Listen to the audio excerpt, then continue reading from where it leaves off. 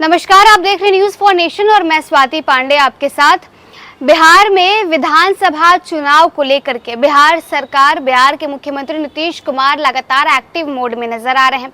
अलग अलग विभागों को अलर्ट कर दिए हैं। एक तरफ स्वास्थ्य विभाग, शिक्षा विभाग में बड़ा फेरबदल किया जाता है। नए एसीएस बनकर आते हैं सिद्धार्थ, वो भी लगातार अलर्ट मोड में, एक्शन मोड में नजर आते हैं।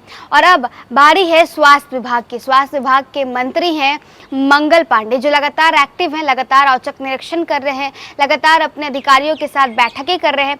देखिए, नवादा के एक हॉस्पिटल के बारे में आपको तस्वीर दिखाएंगे। यहाँ अब तक मंगल पांडे का ना ही नजर पहुंचा है, ना ही मंगल पांडे का विभाग कोई पहुंचा है। अस्पताल तो है, लेकिन अस्पताल में न बेड है, न मरीजों को कोई सुविधा है। सुविधा के नाम पर एक चीज भी अस्पताल में मौजूद नहीं है। अस्पताल है या कबाड़ खाना, ये तो तस्वीर देख करके आप खुद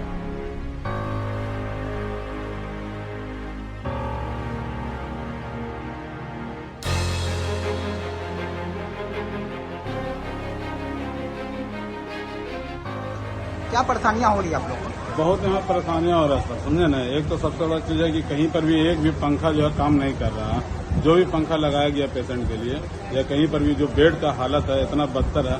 यहाँ मंत्री आते हैं, डीएम आते हैं, विधायक आते हैं, सांसद आते हैं, जो भी आते हैं सिर्फ फोटो खिंचाते हैं और आप लोग उसको छापते हैं, हाईलाइटेड करते हैं कि फलाना, पर जमीन पे कोई काम नहीं हो पा रहा है। आप बाहर भी देखिए, नल जो लगा हुआ उसका भी वही हाल है। गर्मी से यहाँ हमारा चेहरा देखिए, एक पेशेंट को हम कुमनामा से लेकर आए अपनी माँ को, अब हालत देखिए क्या सिस्टम है।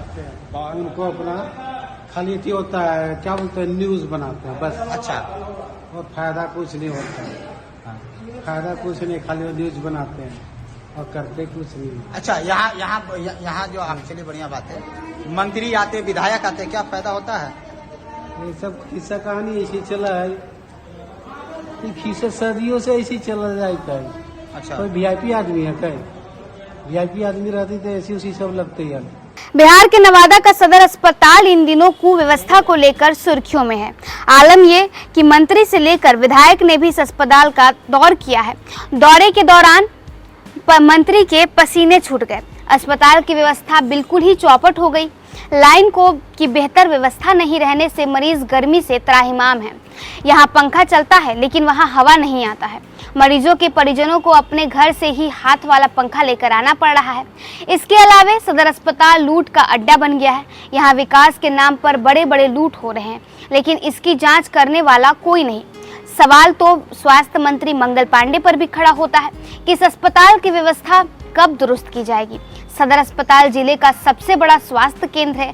यहाँ की व्यवस्था पूरी तरह से चौपट है।